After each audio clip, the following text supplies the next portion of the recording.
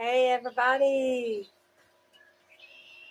I think I'm saying hey, everybody to me. I hope my mic is working. All right. So, this is what I'm going to do. I'm just going to assume that you will find me eventually. I just threw up on my Insta and my Facebook that I was going live on my YouTube channel. And here's why. It's been a while since I posted to the Story Table podcast, and I have some things on my mind that I wanted to tell y'all. So I just turned the camera on here on my back porch, printed out a couple things, and I'm catching the sound wave. And hopefully, if all goes well, I'll actually get that up to iTunes as well. And this will be a new way to visit with everyone. Although I'm saying everyone, and I see no button that tells me you're here. Oh, well, you got to try new things, right? You got to try new things. Well, the reason I haven't been posting to the story table, and welcome back, by the way, welcome back to the story table. I've been on the road a lot with the speaking season, and there have just been all kind of things stacking up in me that I wanted to tell y'all. So I have an inspirational letter that I'm going to read to you in just a moment. I'm going to put that there so I can give you my full attention and tell you this other story. I had mentioned on Instagram and Facebook last week when I was in, I was about to say Yukon, Oklahoma, but it wasn't. It was Wills Point, Texas. And I told you about the enemy being exposed and something that had just happened. And I wanted to share it with you. And it is Wednesday evening, about a week later, and I'm just now getting around to it. But I want this on record. So here's what happened. I was unpacking the car to set up the product table, and this dear sweet lady named Jackie was there. I was at Round 'em Up Cowboy Church in Wills Point, Texas, and looking forward to a fantastic evening with them. And as we were unpacking the car, I happened to say to Jackie, "Have I ever been here?" And it was kind of a strange question for me to ask. I took a right turn from whatever we were talking about, and just all of a sudden, I said, "Have I ever been here to this church? I don't think I have." And Jackie said, and this is where it got interesting to me. She said, "Well, if I, to tell you the truth, I think that's how she said it. To be honest with you, that's what she said. To be honest with you." Well, that got my attention because that was not your customary rejoinder. As my sister Rhonda would say, this was a yes or no question. It was not an essay question.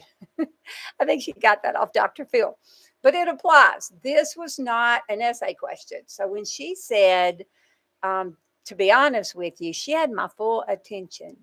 And then she told me that they had actually contacted me before to come to their church. And I wish I could just do a direct quote here because it was so startling for me when she said, "But we really couldn't meet all your requirements, your demands," something like that. Pardon me? If you know me, you know I have no demands. And so I was immediately intrigued and I said, "What do you mean exactly?" And she said, began to tell me this story about this other friend in the church. Her name was Jackie as well.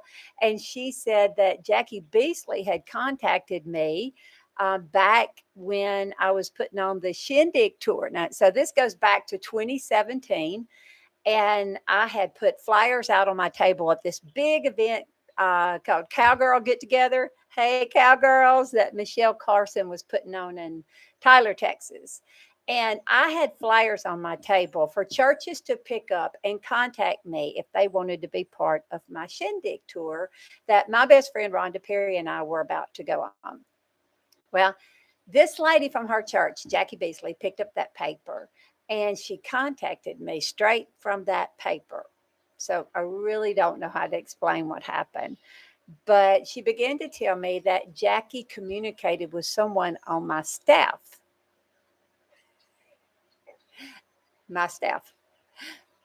Pardon me while I laugh, but I have no staff, and I tried to explain that quickly.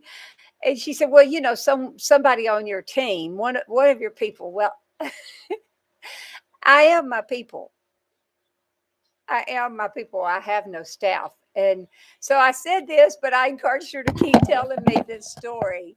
And she said that her reply, and I'm going to try to make this shorter. I'm getting too long, but her reply was that in the email thread that resulted from that, I told them how many people had to be there, that they had to guarantee would be there in order to get me to come to their church, and a host of other demands that have nothing to do with my common practices of working with churches' budgets and their facilities. Because it was how much I had to have money wise, how many people had to be there, what type of mic I had to have, um, a list, but that gives you an idea. Well, clearly, whoever was going back and forth with Jackie from Round 'em Up Cowboy Church was not speaking to me, nor any of my people, my imaginary people, nor any of my imaginary staff or my imaginary team. There's a couple things I want to tell you about this, and why it's so tender to me. The first one is that even though those dear women at that church thought that I had responded that way and made those type of demands, they still reached out and asked me to come to their church. That humbled me when they asked again. That humbled me. So I said to her, "This must have been hard for you to tell me. I'm so glad to know this so I can set the record straight. But this must have been hard for you to say to me." And she said it was, that she didn't really know she was going to, but I asked, and so she told me. I told her, I said, "I can't believe y'all would have me here thinking I was that type of person." And she said, "Well, you remember last year when you went to Grand Saline?" And I did. It was a church up the road from them. She said, "We were really amazed, or they had talked among themselves because their church was larger than that church. And they had all said, why wouldn't Shelley come to our church if she would come to this fellowship in Grand Saline?" And the answer is, of course, Shelley would, if Shelley had not been hacked, or if someone wasn't impersonating her. So I got things straight with those fine folks, and I have been looking for an opportunity to say this publicly online because of this reason. If someone was impersonating me and talking to that church, then I don't know who else may have gotten into that kind of a communication thread with whoever this imaginary person was.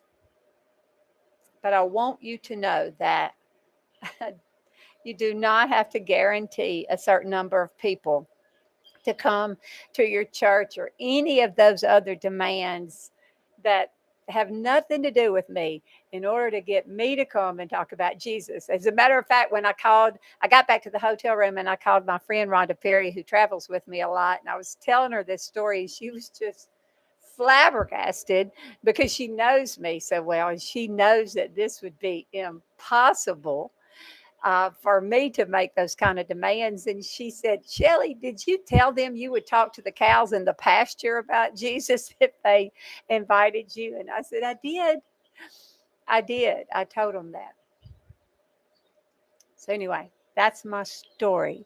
And I would appreciate it if you would spread that word. If you are a women's ministry event coordinator or anything like that at your church, and you have gotten some sort of suspect communication from me, like Jackie and the ladies at Round 'em Up Cowboy Church thought they had. Not me, people. Not me. Okay. I think I'm still live. I'm really not sure if I'm live on YouTube or not because I have not gone live on YouTube. But if I am, I want to tell you another story. The weekend before I was at Wills Point, I was in Yukon, Oklahoma, and I met a lady named Beverly Milas who was in a wheelchair. She had her own little product table set up. She made beautiful animals and other objects out of, I think it's called tatting. It's not knitting, I think it's called tatting. But she was just a bundle of energy and just a sweet, sweet personality. And I began to ask her throughout the weekend about her story, and she told me bits and pieces of her story and why she was in a wheelchair. But when I got home, she wrote me a letter and she sent me some images that I'm going to post on my website of herself and her twin sister at different stages in her life. And so that you could really see the, I hate to even say disability because she doesn't use it. I don't know how she would say that, but just to see how she was born. And she sent me some of those images, and I'm going to share them with you because I have cleared this with her and asked her if I could.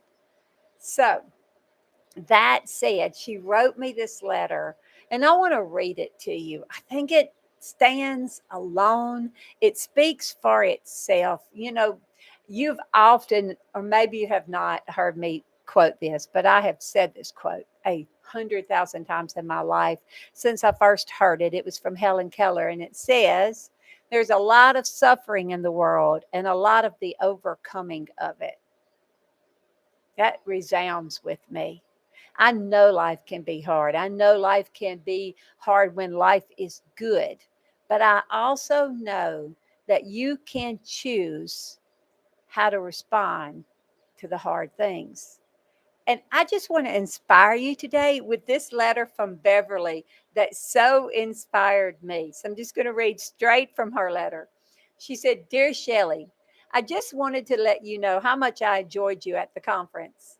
Although I wasn't inside, they did have it piped out to the halls in our product tables. I didn't miss a beat. God has been stretching me, Shelley, to get out of my comfort zone. I am signing again for worship. In other words, she means sign language. And I'm going back to school to be certified. I will be I will then be signing for the entire service. Once that happens, we will reach out to the deaf community. If I had the use of my legs, Shelley, I wouldn't have the use of my hands. Gosh, I want to read that one more time. If I had the use of my legs, I wouldn't have the use of my hands. As a kid, I wanted to dance. Now I do, with my hands, for God. In high school, someone asked me why God allowed me to be born this way, and I responded with, God didn't allow it. I am perfectly and wonderfully made. I was created by His hand.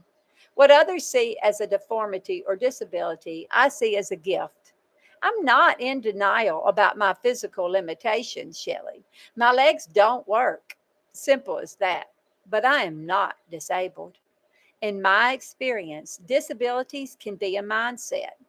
I've met those who use their disability as a way to be a victim of their circumstance.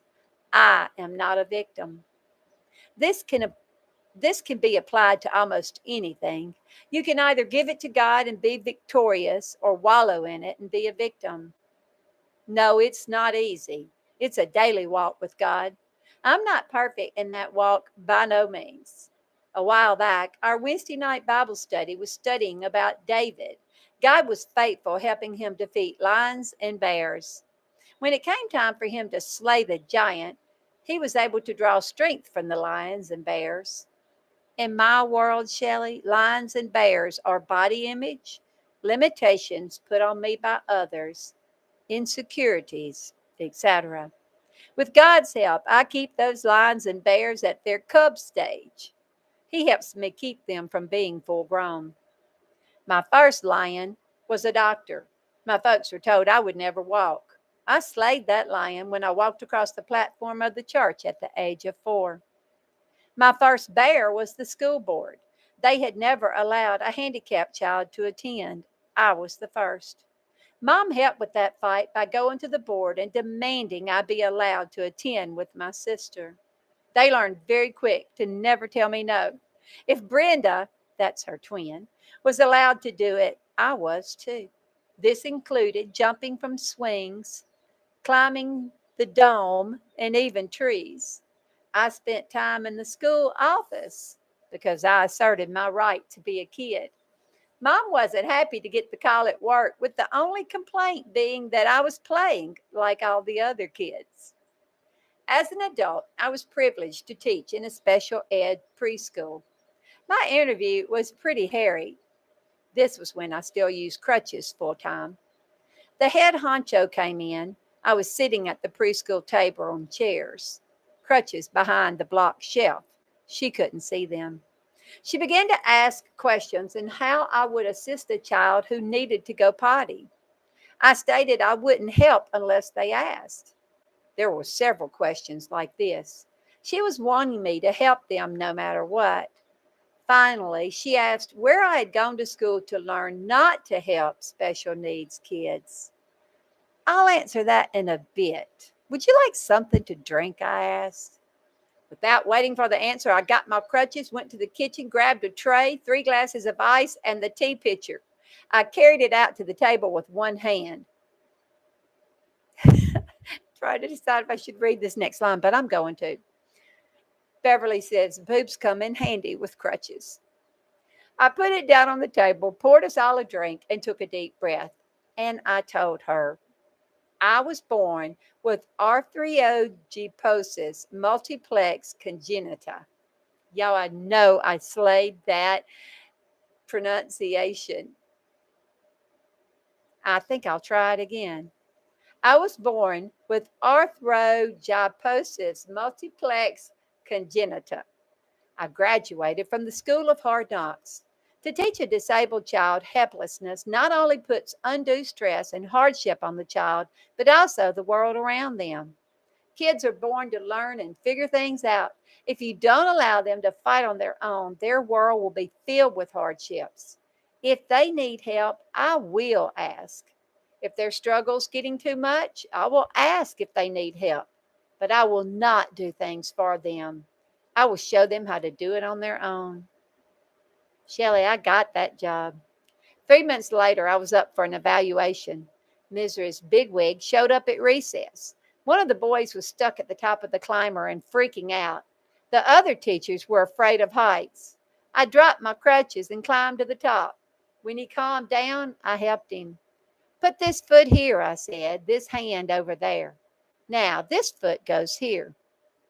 When he reached the lower bars, he was able to hang and jump the 2 feet to the ground. Shelley, I got a $3 an hour raise after that. God didn't give us a spirit of fear. Satan will use fear. It's one of his strongest weapons. We have to allow God to be our strength. There's a reason the full armor of God doesn't have anything covering our back. It's because God's got your back, if you let him. Signed, Beverly Milas. I hope you enjoyed that letter today. Again, you can go to my website and I'm going to post it along with some images of Beverly as she was growing up. She's in a wheelchair full time now. She used crutches for a long time, but as her legs got weaker and weaker, she did have to use her chair. But as you can tell from the letter that I just read you, she is absolutely no one's victim.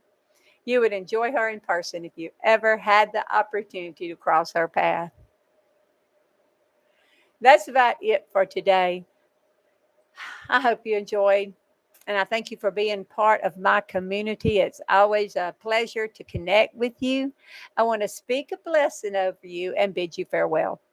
May the love of God, the grace of Christ Jesus, and the fellowship of the Holy Spirit be with you. Take care. Until next time, bye-bye. Okay, I paused a minute so we could catch that audio for the